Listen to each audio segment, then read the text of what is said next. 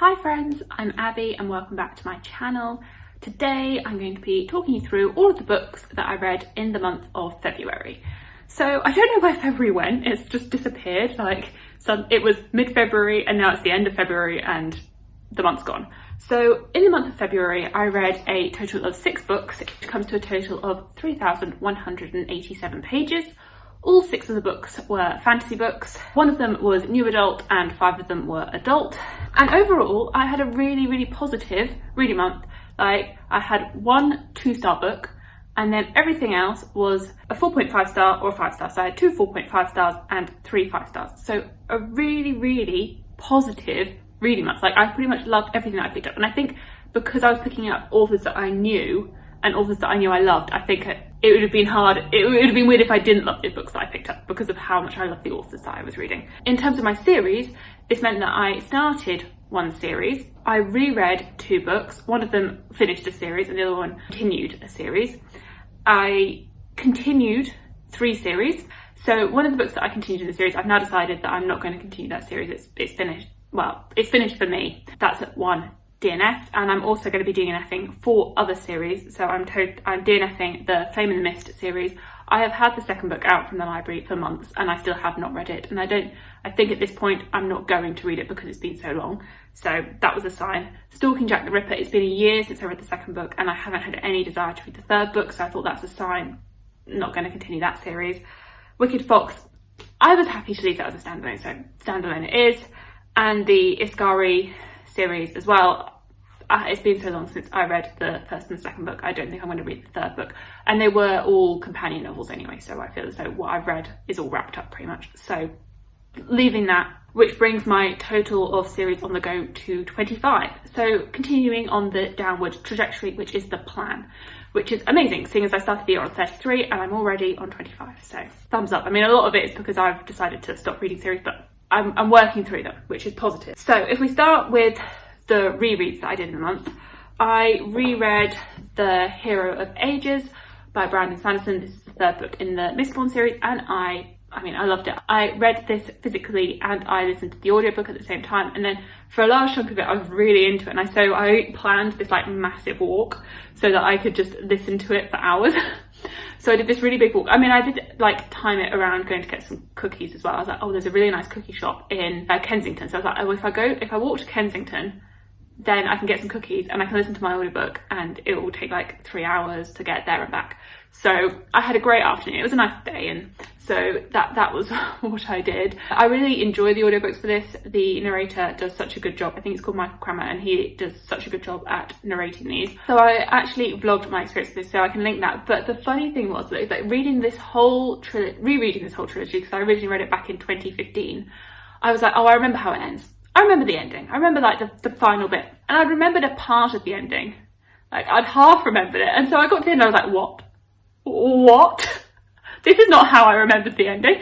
So I was completely shook by how it ended because my memory just had obviously completely failed me and hadn't remembered anything accurately. But I had so much fun rereading this series, and I feel like it was a really good experience and I really had such a good time with it.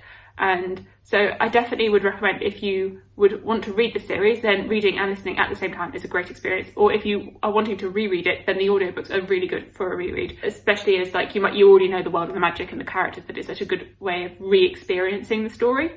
The other book that I reread in the month of February was Magic Study by Maria V. Schneider. I've been rereading this series with Fish from Books with V and our friend Sam, who's part of the Shelf Space Discord, and we've been having so much fun with this. It's been a highlight of the month, rereading this series with them. So I've read the first 3 books in the series and I haven't read the rest of the 9 books. So there was an original trilogy, then there's a spin-off trilogy following another character, and then it goes back to this character for the final 3 books. And we've been having so much fun. I think we've all gone, this is so good and so underrated, and for when it was published, this was published in the early 2000s, it has held up so well, and it is definitely in league with the YA that is being published today. And I mean, I'd class this as new adult because it's very I'd say it reads like a YA but has adult themes, so you can read it really quickly. It's so addictive, and so the writing is so digestible. but the themes are very adult in nature and that it is quite dark. So I don't know if it's necessarily appropriate for a YA audience. There's never anything like graphic on page, but there's like references to things. And this was really good. So this is continuing on from Poison Study, which I read in January. You are following the main character, Yelena, and the continuation of the story. I'd say this one really expands on the magic system as well, so you learn a lot more about the magic and what's going on with that. You're in a different setting, which is really interesting, and seeing the expansion of the world. You get different characters introduced into this. So in some ways you like that, because I was like, oh, well, it's nice to meet all these new people and exploring like Yelena's heritage. But I sort of did miss some of the characters from the original story. I mean, they do come into it, but they're not as at the forefront. And then this does have like a mystery plot line as well. So, and some deaths that have been happening, which I quite liked. I quite liked the interweaving of that mystery into this fantasy world. So I thoroughly enjoyed this, and I'm really looking forward to reading Fire Study in March with them. So those were my 2 rereads. So now moving on to the new books to me that I read. So I had a NetGalley arc of The Archive of the Forgotten by AJ Hackworth. And this book I pre-ordered, and then I cancelled my pre-order because I was very disappointed in it. So this is the second book in the Library of the Unwritten series, and I loved the Library of the Unwritten. It was a 5-star, it was one of my favourite books of 2020, and I gave this 2 stars because it was such a disappointment, and I was not satisfied with it at all. So much so that I believe this is going to be a trilogy, but I am just not going to finish the series. I'm going to pretend that the first book's a standalone. It wraps up in a pretty succinct way. I'm pretty happy with pretending that it's a standalone and just forgetting that the rest of the series exists, because I was so disappointed in this book. So the Library of the Unwritten, you are following quite a cast of characters, and it's set in a library in hell where all books that have been unfinished, like when authors haven't been able to finish them, they go into this library in hell. And you're following all the characters as, like, characters from these books can escape from their written words and become like people. And so the job of the librarian is to keep these characters in their books. This one, it continues on from there, but I just found that the first half was really slow and really clunky. Like, I was thinking of DNFing it at 40% because I was like, what is going on? But I pushed through to 50%, and then the second half definitely picked up, but it did not make up for that really slow first half. And I'd say that the plot lines were really disjointed, that you had different characters at dispersed throughout. It felt as though maybe like 3 short stories sort of thrown together to try and make a book. So it was like this tenuous thread that was like binding all of the plot lines together, and so there wasn't really much like continuity. And I'd say like the characters, they didn't feel like the characters in the first book. Like some of the decisions they were making, some of the way that they were acting, I was like, these aren't the same characters. These don't feel like the same characters. It's as though they'd lost their spark. They'd lost their personality. They'd lost something. Very disappointed with this. I wished it lived up to that first book. I really do. I mean, I'm thankful for NetGalley for giving me the arc of it, and I wish I'd loved it. I wish I had, but I really didn't. I mean, luckily, because I cancelled the pre-order, but they sent it anyway. Luckily, I got a refund for it, so I didn't pay for this, but I don't even know what to do with it now because I didn't actually want it in my house. But okay, back to positivity, because everything else that I read, I really enjoyed. So I then, after that, I picked up a book that I knew I was going to love, and I buddy read A Time of Dread by John Gwynne with Leslie from the Nerdy Narrative and our friend Ina, who's part of the Shelf Space Discord, and we all loved this. I think we all gave this 5 stars because we all loved it so much, and this is a continuation from the Faithful and the Fallen series, and this is set 130 years in the future. So you're not following the characters from Faithful and the Fallen, you've got a new cast of characters, but every now and again you do get a cameo from the people. Like, so there are some giants that have very long lives, and so they might make an appearance in this, but overall you're not seeing any of the characters that you knew and loved from that series. You have 4 perspectives in this, so it's a smaller cast of characters, but it doesn't mean that the world is any less epic. Like, it's really interesting to see how the world has developed from the Faithful and the Fallen series, and seeing not the aftermath, because 130 years have passed, but how the world has changed and how the people in this view the history that we read about in The Faithful and the Fallen, and how history is written by the winners and how that affects the people in here. So I really loved the characters in this. I don't know what John Gwynne does, but I loved the characters that he writes, and even though I was so attached to these ones, I didn't mind having new characters. I think because I'd had like a 6-month gap between reading the series, it was really fun to be back in the world. And so this is just all action pretty much, and it's you get thrown straight into the action because you already know the world, so there isn't so much world building, but there's the character development, and there's just action. It's action all the way through this book. And I really like the character. There's a character called Drem, and he is autistic. And I know that I was reading articles, and John Gwynne has based him off of his son because he wanted his son to be able to feel represented in this book. And I thought it was really well done.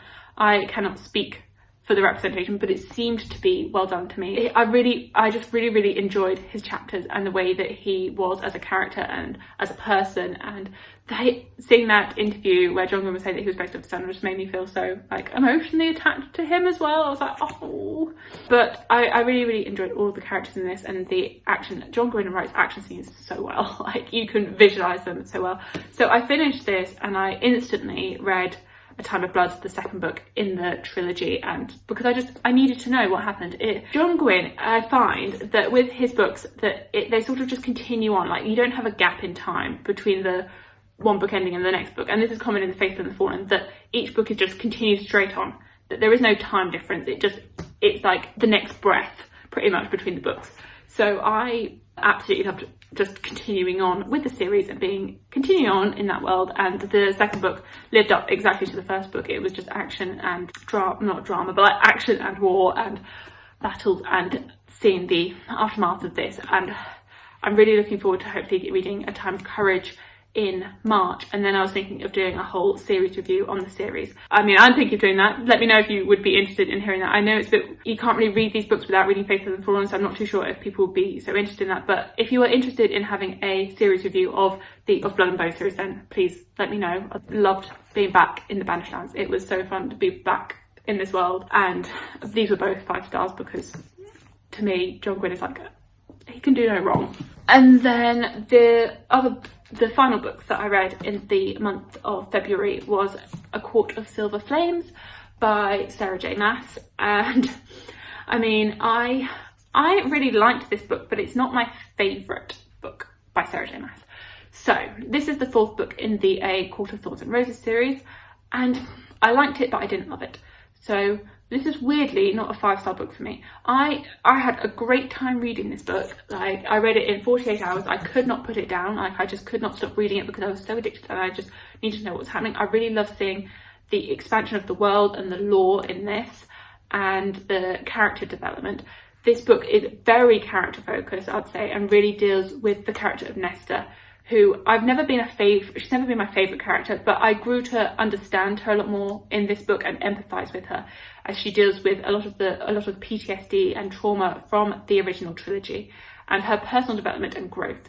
And I think that was done really well, and you can really see how personal this book was to Sarah J. Maas, and how Nesta's personal development I think she did it really well. And I know that Sarah J. Maas has talked about how personal this book is to her. So I think in that aspect, it was done really well. Like, it was really well written in terms of Nesta's character development and growth and her personal journey. But the issues I have is that there is very little plot. And normally Sarah J. Maas does a very good job at mixing and interweaving characters, romance, plot, whereas this really focused on characters and the romance with very little plot in it. And the plot that was in it seemed somewhat convenient at times, that there wasn't really much explanation for things. It didn't feel as though there was much urgency to the plot, really. So I think that was where my fault with it lies. Additionally, there is a lot of romance.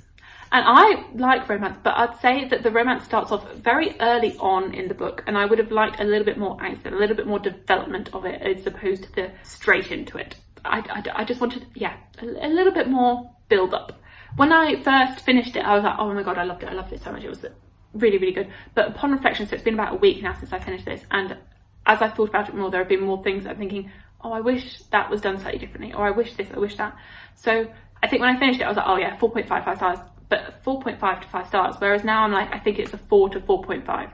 Like, it's not my favourite Sarah J. Maas at all. and I think there were things that I would have preferred if they were done slightly differently. Obviously, I mean, I love Sarah J. Maas. I love this world. I love this series, but it's just the stakes aren't very high in it anymore.